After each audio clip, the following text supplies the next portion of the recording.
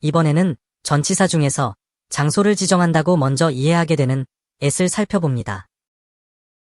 영어를 처음 배울 때 at은 in, on과 함께 비교되면서 상대적으로 작은 장소를 지정하는 어휘로 학습됩니다. 그런데 지정하는 장소의 크기와는 전혀 무관하게 대상을 지칭하기 때문에 여기서는 as 역할명을 상대 전치사로 바꾸고 설명하겠습니다. 우리말 상대는 두 대상의 관계가 마주하거나 대치관계로 의존하거나 제약을 받는 존재 상태를 말합니다. 그리고 전치사는 상황 구체화어구 앞에 위치하게 되는 상태사라고 하고 시작하겠습니다. 사전에 따르면 at에 대한 우리말 해석에서 먼저 언급되는 것은 위치인데요. 장소 지정으로의 전치사 at은 예문 1에서처럼 한 점 한 곳으로 한정되는 제약이 주어진 위치로의 장소 지정을 합니다. 그런데 장소 지정만으로 끝나지는 않습니다. 시간이나 동작 대상을 표적 삼아 지정해주기도 합니다. 영어를 제2 언어로 습득하고 사용해야 하는 입장에서는 이런 다양한 의미의 사전적 해석들을 적용하기가 쉽지 않습니다.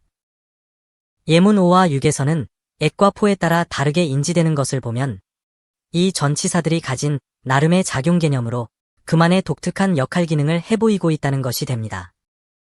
이 장에서는 다른 전치사들과의 변별을 위해서 뚜렷한 차이를 보이는 s 역할 기능과 그에 따른 작용 개념을 도출해 보겠습니다.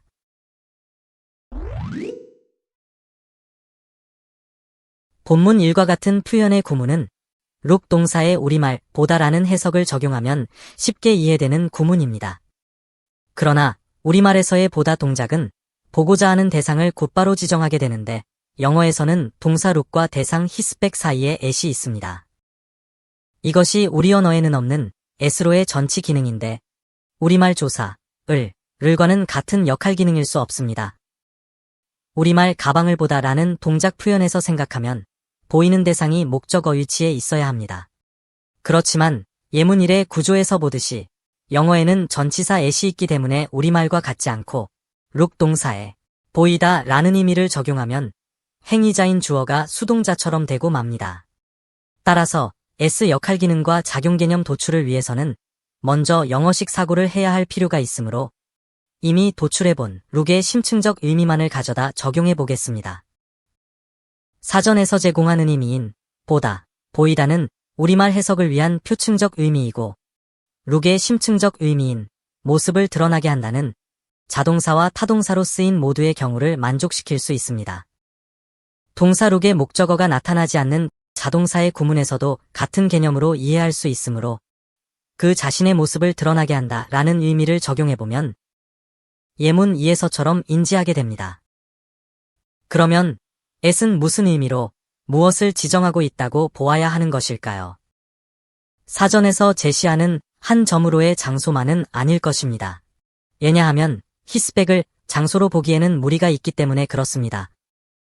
주어 톰이 자기 자신의 모습을 드러나게 하는 행위는 백을 향해 서이거나 백 앞에서 버리는 일로 유추할 수 있으므로 그 개념을 적용해 보아야 합니다.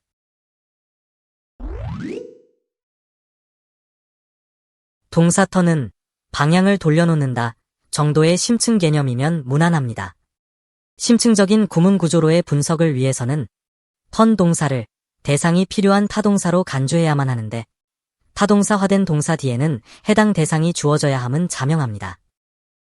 턴이 대상을 필요로 하는 타동사라면 그 대상에게 어떻게든 동작을 끼쳐야 하고 그 동작은 he가 대상을 턴하게 하는 사역으로 작용할 것으로 보고 그 동사의 심층적 사역성을 부여해 보겠습니다. 먼저 이런 타동사와 뒤의 대상은 생략된 것으로 보아야 하고 생략은 복원 가능성을 두고 영어 화자들 사이에서 관용되어진 것으로 가정해야 합니다. 그리고 사역은 자신에게도 행해질 수 있기 때문에 이런 동사류 대부분은 심층적으로 주어에 대한 제기대명사를 사역 대상으로 복원해 볼 수 있습니다. 펼치밀의 분석처럼 구조화해보면 at은 본문 해석처럼 항해서가 자연스럽게 받아들여집니다. 이와 같은 분석은 심층 구조상으로 동사를 반드시 목적 대상에게 동작을 끼치게 하는 사역성으로 타동사화하고 주절 주어의 능동적 행위에 따른 피역 대상의 수동적 처해짐과 그것이 처한 상황에 대한 부가서술이 영어 구문 형성의 기저현상임을 받아들이고 시도한 것으로서 이것은 다음과 같이 정리됩니다. 주어의 능동적 행위에 따른 이도 대상의 수동화 현상이 영어 구문 형성의 심층 기반에 있고 주어 플러스 동사 플러스 대상 플러스 상황 구체화 형식으로 나열됩니다.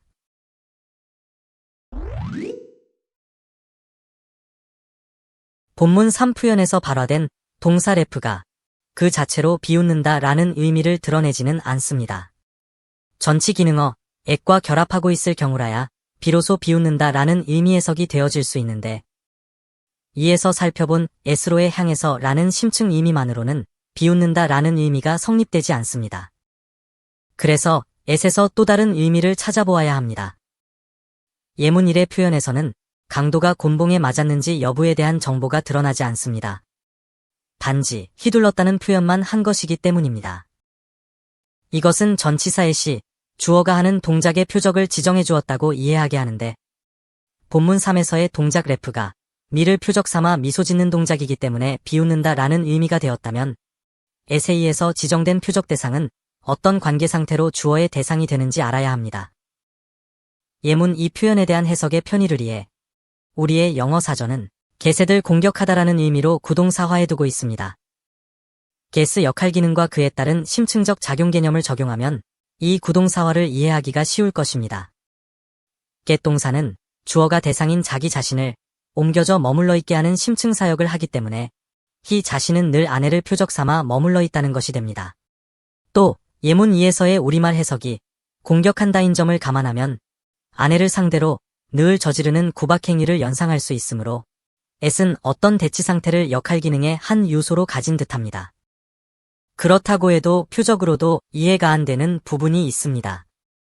예문 1과 이 표현 모두에서 대상에게 동작행위가 도달했는지의 여부에 대한 정보는 없는데 이 표현들에서 어떤 요소가 주어의 동작이 표적에 이르렀는지의 여부를 알게 하는 것인지를 확인해야 합니다.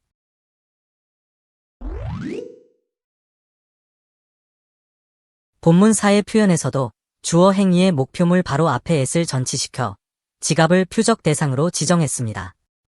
그러나 그 행위에 따른 결과는 내포하지 않았고 이어진 밭 미스드에 의해서 그 결과가 나타나는데 이것은 at 의미 지정이 표적이 아니라 표적 삼아로 작용하고 있음을 말해줍니다.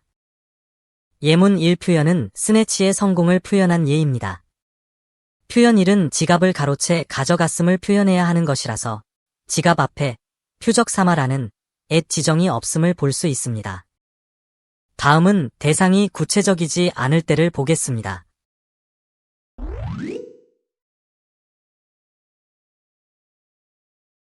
본문 5 표현은 두 사람의 키를 3인치 정도의 차이로 말하지만 그 차이가 더 날 수 있음을 at least, 즉 적어도에서 찾을 수 있습니다. 우리말 적어도를 풀어보면 가장 적은 것과 비교해도 그렇다는 의미가 담겨 있기 때문에 s 의미 지정이 대상 리스트와의 관계에서 표적이 아니라 비교의 상대로 다루었음을 느끼게 합니다. 예문 1에서는 체불임금을 받아내려는 사람들의 모습으로부터 힘을 상대로 하는 대치 상황을 그려볼 수 있는데 상대를 곤경에 빠뜨리려는 공격이 아니라 돈을 주지 못하는 쪽과 받아야 할 쪽 입장이 대치하는 것이고 예문 2에서도 개와 주어인 방문자가 대치적인 상대관계인 것까지만을 표현 속에서 읽어낼 수 있을 뿐 개에게 물렸다는 정보는 없습니다.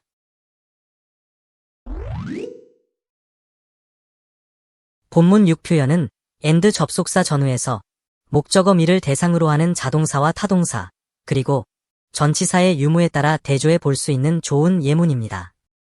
앞절의 내용을 그려본다면 희가 미를 향해서 달려오고 있고 뒷절에서는 희가 결국 미를 걷어찬 모양새입니다.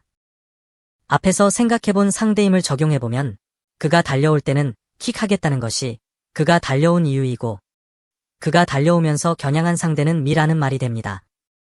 따라서 나를 상대로 해서 라는 심층적 의미도 입은 개연성이 있게 됩니다.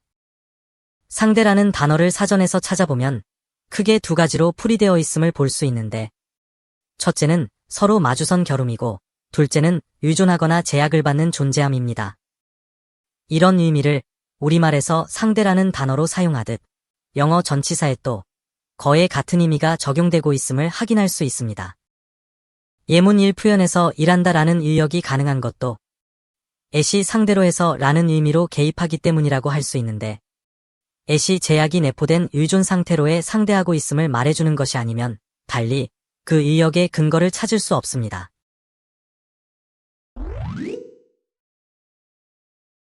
앞에 본문 3-2에서는 get에서 구동사적 의미가 공격하다로 해석되었지만 그러한 구동사와는 본문 7의 경우 오역의 혼란을 느낄 수밖에 없습니다.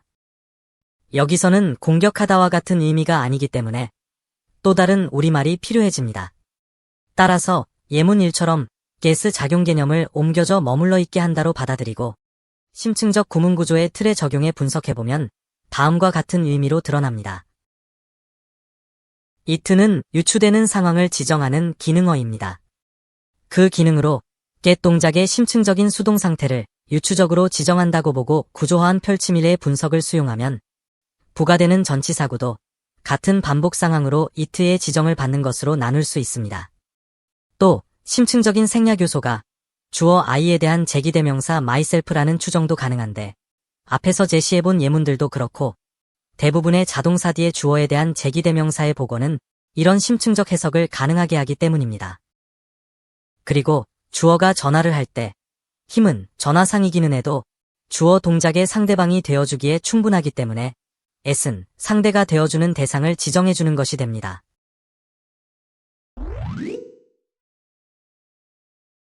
예문 1과 2, 두 표현에서의 의미 차이는 전치사 at과 on 때문입니다. on의 역할 기능은 밀착이고 대상에 달라붙어 있는 상태를 표현해주는 것이므로 지금까지 분석해본 s 역할 기능인 상대성 지정은 on과의 차이를 변별해 볼 수 있게 해줍니다. on의 밀착은 우리말 그대로 갈매기와 고기의 밀착 상태를 표현하는 것이라서 갈매기가 고기를 덮친 꼴이지만 s 상대성 대치는 마주선 결음에 불과하므로 고기를 덮치기 이전 상태 묘사만 가능할 것입니다. 상대라는 우리말 의미가 의존하거나 제약을 받거나 하여 존재한다는 것으로 설명되어 있다는 것을 이 표현에 적용해보면 줄을 선다에서는 제약을 느끼게 되고 바로 그 줄을 이탈하지 않고 있어야 줄을 섰다라고 볼 수 있기 때문에 의존 또한 느끼기에 충분합니다. 예문 1과 같은 구문 형태로의 표현을 참고해 보겠습니다. 의존이라는 측면에서 보면 세종로 24라는 바로 그 장소의 의존이고 제약이라는 측면에서 보면 정해져 있는 번지의 주어짐에 따른 제약이 됩니다. 예문 2에서의 at은 한 점으로 지정한 것이 아니라 의존과 제약의 대상으로 지정했고 예문 3은 현관을 통해서 들어왔다는 말이므로 s 의존과 제약성이 잘 드러납니다. 예문 4, 5, 6도 대상들을 상대로 하는 동작을 하고 있음을 말하고 있는데 서로 마주선 결움, 그리고 의존하거나 제약된 존재가 아니면 이러한 의역은 나올 수 없을 것입니다. 이상의 구문 분석을 통해서 나타난 S 특성은 이렇습니다. 첫째, S는 크고 작음의 장소 지정이 아니라 제약이 내포된 의존처를 지정합니다. 둘째, S는 서로 마주선 대치 상대임을 알게 합니다.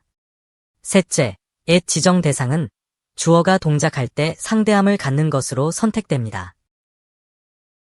이제는 도출한 S 역할 기능과 작용 개념으로 S 사용이 자유로워지시기 바랍니다. 구독을 눌러두시고 또 다른 어휘 분석도 놓치지 마세요. 이러한 문법 분석이 낯설거나 어려우시면 반복해보세요. 영어가 새롭게 다가올 것입니다. 자세히 보시려면 출판되어 있는 전자책과 종이책을 활용하세요. 물론 홈페이지에서는 무료로 보실 수 있습니다.